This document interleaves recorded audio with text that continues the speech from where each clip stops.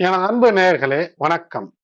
உலகெங்கும் வாழும் Babu scientific astrology சேனலின் விருச்சிக ராசி அன்பர்களே, 2025 மிகப்பெரிய மாற்றங்கள், தனலாபங்கள் எல்லாம் இருக்கும். இதற்கு செவ்வாய், உங்களுடைய ராசிநாதன் செவ்வாயினுடைய பெயர்ச்சி சில நிலைகளிலே அற்புதம், சில நிலைகளிலே கவனமாக இருந்தால் மிகப்பெரிய வெற்றி என்ன என்று பார்ப்போம். கடந்த 2024 அக்டோபர் 20 முதலேயே உங்களுடைய ராசிநாதன் பாக்கிய நிலையிலே நீச்சம், அது மட்டுமல்லாமல் இந்த பதிவை நான் தரக்கூடிய நிலையில வக்கரம் பெற்றிருக்கிறார். உங்களுடைய ராசிக்கு அதிபதி 6ஆம் நிலைக்கும் இவர்தான் அதிபதி. இப்படி இருக்கும்போது என்ன மர்ம தேசத்திலே செவ்வாய், ஏன் மர்ம தேசம், கடகத்திலே செவ்வாய் நீச்சப்படும் போது சில நிலைகளிலே கவனமாக இருந்தால் மிகப்பெரிய வெற்றியை பெறலாம். வாழ்க்கை முன்னேற்றத்தை நோக்கி செல்லும். எனது அன்பு நேயர்களை, இதுவரை சப்ஸ்கிரைப் செய்யாமல் இருந்தால் சப்ஸ்கிரைப் செய்து தொடர்ந்து உங்களுடைய ஆதரவை தர அன்போடு வேண்டுகிறேன். கடக ராசியிலே செவ்வாய் இருக்கிறது என்பதை பற்றி சுருக்கமாக அதன் தன்மையை முதலிலே நீங்கள் புரிந்து கொள்ள வேண்டும். செவ்வாய் கிரகம் கடகத்தில் இருப்பது என்பது எந்த நிலை உங்களுக்கு அது அமைகிறதோ, எந்த பாவகமாக அமைகிறதோ அது சார்ந்த விஷயத்திலே ஒரு மிகப்பெரிய பாதுகாப்பு. உங்களுக்கு அது ஒரு கடுமையான ஒரு பாதுகாப்பு, சுய பாதுகாப்பு சிந்தனைகளை தூண்டுவது. அதோடு மட்டுமல்லாமல் அந்த விஷயங்களிலே உங்களுக்கு செல்ஃப் ரெஸ்பெக்ட், சுய மரியாதையை அதிகமாக்கி கொள்வது.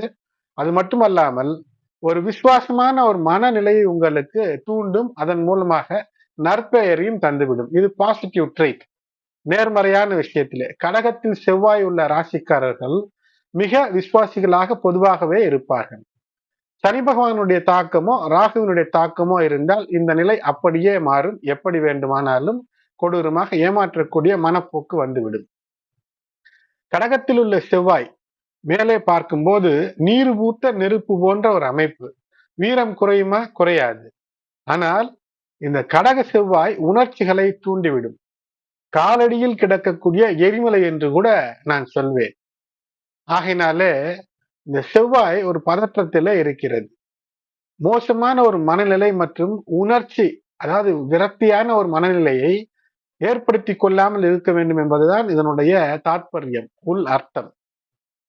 குறிப்பாக சந்திரன் ராசியிலே செவ்வாய் இருக்கும்போது கடகத்தில, இந்த கடக ராசியில் சந்திரன் என்பது செவ்வாய்க்கு ஒரு பதற்ற, நிலையற்ற ஒரு நிலை, ஒரு மனநிலையில அப்படி ஒன்றை தரும். அதை கட்டுப்படுத்தி நீங்கள் வெற்றியை பெற வேண்டும். இது எப்படி இருக்கும் என்றால், நீரில் வீழ்ந்த அணையாத ஒரு கங்கு போன்ற. சாதாரணமாக நீரில் விழுந்தால் ஒரு கங்கு அணைந்துவிடும். ஆனால் இந்த செவ்வாய் கடகத்தில் என்பது, கடகம் என்பது கடல் போன்றது, செவ்வாய் ஆற்றல் எரிமலை. ஆகையினாலே இந்த கடலும் அணைக்க பார்க்கும். ஆனால் அந்த கடல் நீரையே இது வற்ற வைக்க பார்க்கும். இந்த இரண்டிற்கும் இடைப்பட்ட நிலையில்தான் வேத ஜோதிடம் செவ்வாயினுடைய வீழ்ந்த நிலை, வீழ்ச்சி, அதாவது நீச்சம் பெறுகிறது. கடகத்திற்கு செவ்வாய் எப்போதெல்லாம் வருகிறதோ அப்போதெல்லாம் நீச்ச நிலையில இருப்பார். இந்த நீச்சம் என்றால் என்ன? தன்னுடைய நிலையிலிருந்து பலனை தராமல் சற்று குறைத்து தருவது. ஆகையினால அதனுடைய ஆற்றல் குறைந்திருக்கும். ஆனால் அந்த ஆற்றலை அது மீட்டெடுக்கக்கூடிய முயற்சியில இருக்கும். அதுதான் பதற்றம். செவ்வாய் செயல், ஆற்றல் மற்றும் இயக்கம். ஒரு வேலையை நீங்கள் செய்ய வேண்டும் என்றால் அதற்கான ஆற்றலை தரும். அதே சமயம் இந்த மகர ராசியின் மீது செவ்வாயினுடைய இந்த காலகட்டம் முழுவதுமே, மகர ராசி என்ற அந்த இடம் உங்களுக்கு காலபுருஷ தத்துவத்தில எத்தனையாவது இடமாக அமைகிறதோ அதை பொறுத்து உங்களுக்கு ஆற்றலை தந்து கொண்டிருக்கும். ஒழுக்கம் மற்றும் சாதனைகளுக்கு அடையாளமானது மகரம். ஆகையினாலே இப்போது அந்த நிலையிலே நீங்கள் ஒழுக்கம் மற்றும் சாதனையோடு இருக்க வேண்டும். ஒழுக்கமாக இருந்தால் சாதனையை நீங்கள் பெற முடியும் என்பதுதான் இதற்கான அர்த்தம். வெற்றி பெறுவதற்கு ஒரு உந்து சக்தி தேவை. அந்த உந்து சக்தியை இப்போது உங்களுக்கு தரும். எதை, ஒரு இலக்கை நோக்கி, ஒரு வெற்றிக்கான ஒரு பயணம் என்றால் என்ன? ஒரு இலக்கை நிர்ணயித்து அதற்காக செயலிலே ஈடுபட வேண்டும். அந்த ஈடுபடுவதற்கான ஆற்றலை இது நிச்சயமாக தரும். அதே சமயத்துல கடுமையான ஆற்றலாக இல்லாமல் கடகத்தினுடைய தாயன்போடு இருக்கக்கூடிய அந்த அமைப்போடு தரும். கடகத்திலே செவ்வாய் என்பது ஒரு சாதாரண கிரக பயிற்சியாக எடுத்துக்கொள்ளக்கூடாது. குறிப்பாக இந்த முறை இந்த செவ்வாய் கடக மிதுன ஆட்டம் என்பது கவனம் சிதறினால் மன உணர்வுக்கு உந்துதல், அழுத்தம் ஏற்படுத்தி அதனால் உங்களுக்கு ஏதேனும் வேலையில சிக்கல் தந்துவிடும். இது உணர்ச்சிகளின் தீவிரத்தையும், அதேபோல் உள்நோக்கம் மற்றும் உள் மோதல், அதாவது எமோஷனல் இன்டென்சிட்டி. உங்களுடைய உள்நோக்கம் என்றால் உங்களுடைய விஷயங்களை நீங்கள் ஒரு முறை சீர்தூக்கி பார்த்துக் கொள்ள வேண்டும். எதை செய்ய வேண்டும், எதை செய்யக்கூடாது என்று சீர்தூக்கி பார்த்துக் கொள்ள வேண்டும்.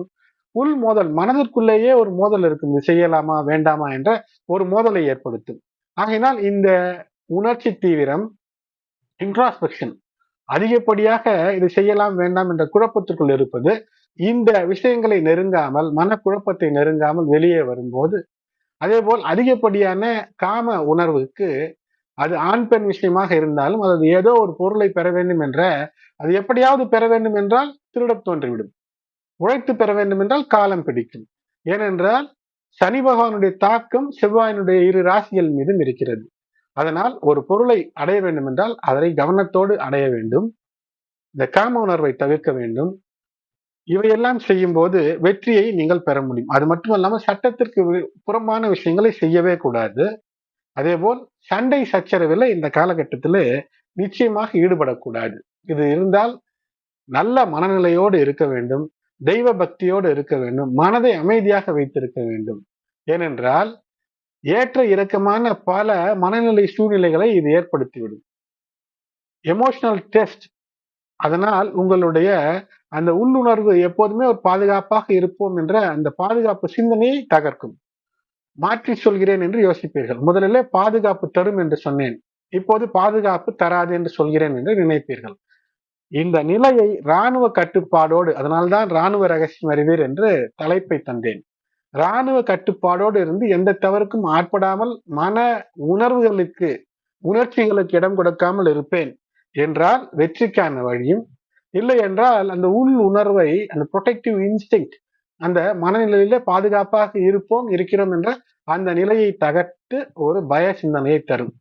அதனால் நீங்கள் கவனமாக இருக்க வேண்டும்.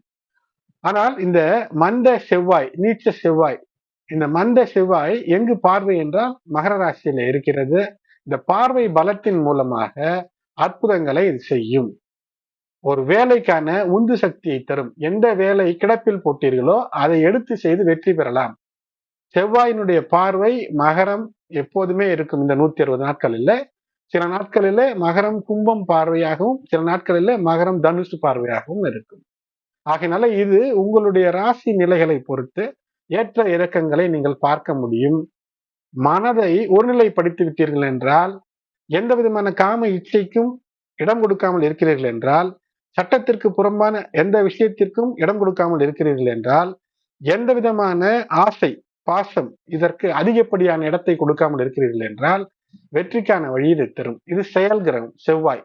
இன்னும் பல நிலைகளிலே முன்னேறுவதற்கு இந்த நிலையானது உங்களை ஊக்குவிக்கும். அதனால் இது மிக அமைதியாகவும் மெல்லியதாகவும் இந்த ஆற்றலை பயன்படுத்தும் போது நேரடியாக இலக்குகளை அடையலாம். டைரக்ட் கோல்ஸை நீங்கள் அடைய முடியும். ஆகையினாலே அந்த நோக்கத்தை நீங்கள் அடைவதற்கு காம இச்சையை தவிர்க்க வேண்டும். அதற்கான வாய்ப்புகளையும் இந்த கிரகநிலை தரும். அதுதான் இதனுடைய சோதனை. ஒருவேளை செவ்வாய் கடக ராசியின் மீது, இந்த கடக மிதுன பெயர்ச்சியின் மீது மாறுபட்ட தாக்கத்திற்கு நீங்கள் இடம் கொடுத்து விட்டால் அது கெடுதலாய் தாக்கும். அதனால்தான் இராணுவ கட்டுப்பாடோடு இருங்கள் என்று சொன்னேன். கடகத்தில் செவ்வாய் என்பது அதன் நீச்ச நிலையில் அல்லது வீழ்ச்சி நிலையிலே அந்த செவ்வாய் மெல்லிய பலனாய் தரும். அப்போது ஓங்கி அடிக்காமல் உறக்க சில விஷயத்தை சொல்லி பேசியே வெற்றி பெற்று விடலாம். வீரனாக மாறுகிறேன் என்று சில சமயத்திலே தவறாக பயன்படுத்தால் அந்த வீரம் ரவுடித்தனத்திலே தள்ளிவிடும், அசிங்கத்தை, அவமானத்தை ஏற்படுத்தும். சில நிலபேரங்கள் எதிர்பாராத லாபம் தராமல் சில நஷ்டத்தை தரக்கூடிய, அதனால் அசிங்கம் அவமானத்தை ஏற்படுத்தி வைத்து மோதலிலே நுழைத்து விடக்கூடிய அமைப்பையும் தரும். அதனால் இதிலே கவனமாக இருக்க வேண்டும். எந்த விஷயங்களிலும் பொருள் இழப்பு ஏற்படுத்தி கொள்ளாமல் சாத்வீகமான முறையில பொருளை பெறுவதற்கான முயற்சியில் ஈடுபடும் போது இதே சமகாலத்தில சுக்கிரன் ராகுவோடு இணைந்து இருக்கக்கூடிய உச்சம் பெறக்கூடிய நிலையில அற்புதத்தை தரும். ஒரு இராணுவ வீரன் எப்படி, ஒரு தாய் மடியிலே ஒரு இராணுவ வீரன் இருந்தால் அவனுக்கு வீரம் இருக்கும், ஆனால் மெல்லிதாய் அதை பயன்படுத்துவான். தாயின் பேச்சை கேட்டு பயன்படுத்துவான். தாயின் பேச்சு சாத்வீகமாக இருந்து செயல்படும் போது அது சாத்வீக வெற்றியை தரும். அதே சமயத்துல ஒரு காழ்ப்புணர்ச்சியோ ஏதேனும் ஒரு அந்த அரவணைப்பில ஏதேனும் தவறுதலான ஒரு விஷயத்திற்கு தூண்டப்பட்டாலோ செவ்வாயானது ஒரு மந்த நிலையில தேவையற்ற ஒரு விஷயத்தை தந்துவிடும். ஆகையினாலே இராணுவ கட்டுப்பாடு தேவை. பிரச்சனைகள் வேண்டுமென்றால் செவ்வாயின் வீண் வீரத்தை கொண்டு விளையாடி பார்க்கலாம். ஆனால் அது தேவையில்லை என்பது உங்களுக்கும் புரியும். அதைத்தான் உங்களுக்கு எடுத்துரைக்கின்றேன். விருச்சிக ராசி என்பர்களே, உங்களுடைய ராசிநாதன் பாக்கிய நிலையிலே சென்று நீச்சம். அது இயற்கையிலேயே அங்கு சென்றால் நீச்சம். எப்படி என்றால் நீச்ச பலன்களை தந்து விடுமா? குறைந்த பலனா? இல்லை. இப்போது உங்களுடைய கோபம் குறையும், உண்மையை பேசக்கூடிய அந்த நிலை என்பது இருக்கும். சட்டத்தின்படி நடக்க வேண்டும், தர்மத்தின்படி நடக்க வேண்டும் என்ற நிலையை எடுத்துரைப்பதுதான் இந்த நிலை. இப்படி இருக்கும்போது வெற்றி என்பது இருக்கும். தந்தை வழியிலே அனுகூலங்கள் இருக்கும். தந்தையார் அல்லது தந்தைக்கு நிகரானவர்கள் எல்லாம் உங்களுக்கு இதுவரை இருந்து வந்த பிரச்சனைகளிலிருந்து கை தூக்கி விடக்கூடிய அமைப்பு என்பது இருக்கும். தானாகவே அண்மை காலம் என்றால் ஒரு 10 ஆண்டு 12 ஆண்டு காலத்திலே நீங்கள் சென்று சிக்கிக்கொண்ட சில பிரச்சனைகளிலிருந்து இப்போது ஒரு விடிவு காலம் என்பது ஏற்படும். இந்த 160 நாட்கள் சற்று ஏறக்குறைய இந்த 2025 பாதிக்கு மேல் ஜூன் 6 2025 வரை உங்களுடைய ராசிநாதன் செவ்வாய் கடகராசியில நீச்சப்பட்டு இருப்பார். ஜனவரி 21 முதல் நீச்ச கதியிலேயே வக்கரம் பெற்று அவர் கடகத்திலே அஷ்டம நிலைக்கு செல்வார். இந்த அஷ்டம நிலைக்கு செல்லும் போது சிந்தை தடுமாறாமல் உங்களுடைய மனநிலையில உணர்ச்சி வசப்பட்டு எந்த விஷயத்தையும் செய்யாமல் நல்ல ஆலோசனை பெற்று செய்யும் போது உங்களுக்கும் நல்லது, உங்களுடைய பிரச்சனைகள் எதுவானாலும் உடல் நலத்திற்கும் நல்லது, மனநலத்திற்கும் நல்லது. பயணங்களுக்கான வாய்ப்புகள் அதிகமாக காட்டக்கூடியதா இருக்கிறது. பயணங்களின் மூலமாக நன்மை நடக்கும். ஆன்மீக பயணம், ஆன்மீக சுற்றுலா வைத்துக் கொண்டீர்கள் என்றால் நிச்சயமாக மனம் மகிழும் ஒரு நல்ல செய்தி கிடைக்கக்கூடிய அமைப்பு என்பது இருக்கும்.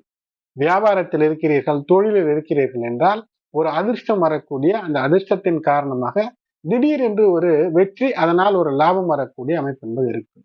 இப்போது ஏதேனும் ஒரு தொழில் செய்ய வேண்டும் என்று நினைத்தால் ஒரு பணம் எங்கிருந்தாவது ஒரு கடனாவது பெற்று அந்த கடன் மூலமாக ஒரு நல்ல தொழிலை அமைப்பதற்கு சில கடன்கள் இருக்கிறது, மானியத்தோடு அரசு தரும். அது போன்ற கடன்களை கூட சற்று முயற்சி செய்து பணிவாக இருந்து பெற்றுக்கொள்வதற்கான வாய்ப்பு என்பது இருக்கும். வாழ்க்கை துணையோடு இது நாள் வரை முரண்பாடு இருக்கிறது, நட்பு உறவுகளோடு கசப்புக்கள் இருக்கிறது என்றால் அவையெல்லாம் இனிமையாக மாறக்கூடிய கனிகளாக, காயாக இருந்த நட்புகள் எல்லாம் கனிகளாக மாறக்கூடிய அமைப்பாக இது தருகிறது. உங்களுடைய உடல் நலத்தின் மீது சற்று கூடுதல் அக்கறையை நீங்கள் எடுத்துக்கொள்ள வேண்டிய காலமாக இது இருக்கிறது. இப்போது ஒரு புதிய விஷயத்தை நீங்கள் கற்றுக்கொள்ள வேண்டும்.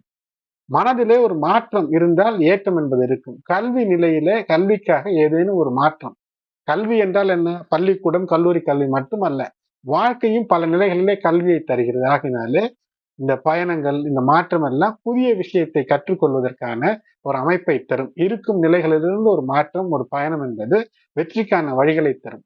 செவ்வாய் பகவானை வேண்டுவது, சனிக்கிழமைகளிலே நிச்சயமாக அனுமன் வழிபாடு செய்வது வெற்றிக்கான வழியும் மனதிலே தைரியத்தையும் நிறைத்து தரும். அன்பு விருச்சிக ராசி என்பர்களே, செவ்வாய் உங்களுடைய ராசிநாதன் ஆகினாலே செவ்வாய்க்கான ஸ்தலங்கள் எங்கு இருக்கிறதோ சென்று வருவதற்கான வழி இருந்தால் சென்று வாருங்கள். குறிப்பாக வைத்தியநாத சுவாமி, வைத்தீஸ்வரன் கோயில் சென்று வருவது வெற்றியை தரக்கூடிய அமைப்பை ஏற்படுத்தும். கும்பகோணத்துக்கு அருகிலே ஏரகரம் என்று ஒரு இடம் இருக்கிறது, அங்கு சென்று பார்த்து வருவது, ஒரு தரிசனம் பார்த்து வருவது மிகப்பெரிய ஒரு மாற்றத்தை உங்கள் வாழ்க்கையிலே தரும்.